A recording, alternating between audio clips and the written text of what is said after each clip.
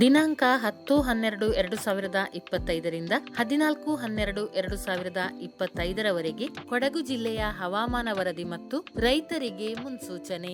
ಜಿಲ್ಲೆಯ ಗರಿಷ್ಠ ಉಷ್ಣಾಂಶ 31 ಡಿಗ್ರಿ ಸೆಲ್ಸಿಯಸ್ ಇದ್ದು ಕನಿಷ್ಠ ಉಷ್ಣಾಂಶ 13 ಡಿಗ್ರಿ ಸೆಲ್ಸಿಯಸ್ ಇರಲಿದೆ. ಗರಿಷ್ಠ ಗಾಳಿಯ ತೇವಾಂಶ 76% ಇದ್ದು ಕನಿಷ್ಠ ಗಾಳಿಯ ತೇವಾಂಶ 30% ಇರಲಿದೆ. ಗಾಳಿಯ ವೇಗ ಗಂಟೆಗೆ 4-6 ಕಿಲೋಮೀಟರ್ ಇರಲಿದೆ. ಭತ್ತವನ್ನು ಬೆಳಗಿನ ಇಬ್ಬನಿ ಒಣಗಿದ ನಂತರ ಕೊಯ್ಲು ಮಾಡಬೇಕು. ಧಾನ್ಯದ ಗುಣಮಟ್ಟವನ್ನು ಕಾಪಾಡಿಕೊಳ್ಳಲು 2-3 ದಿನಗಳವರೆಗೆ ಸರಿಯಾದ ಸೂರ್ಯನ ಬೆಳಕಿನಲ್ಲಿ ಒಣಗಿಸಬೇಕು. ಶಿಲೀಂಧ್ರಗಳ ಬೆಳವಣಿಗೆಯನ್ನು ತಡೆಯಲು ಧಾನ್ಯಗಳನ್ನು 12%ಕ್ಕಿಂತ ಕಡಿಮೆ ಇರುವ ಸುರಕ್ಷಿತ ತೇವಾಂಶ ಮಟ್ಟದಲ್ಲಿ ಸಂಗ್ರಹಿಸಬೇಕು. ಏಲಕ್ಕಿ ಕೊಯ್ಲಿನ ವೇಳೆ ತೋಟದ ನೈರ್ಮಲ್ಯವನ್ನು ಕಾಪಾಡಿಕೊಂಡು ಎಳೆಯ ಸಸ್ಯಗಳಿಗೆ ನೆರಳು ಮತ್ತು ತೇವಾಂಶವನ್ನು ಒದಗಿಸಬೇಕು.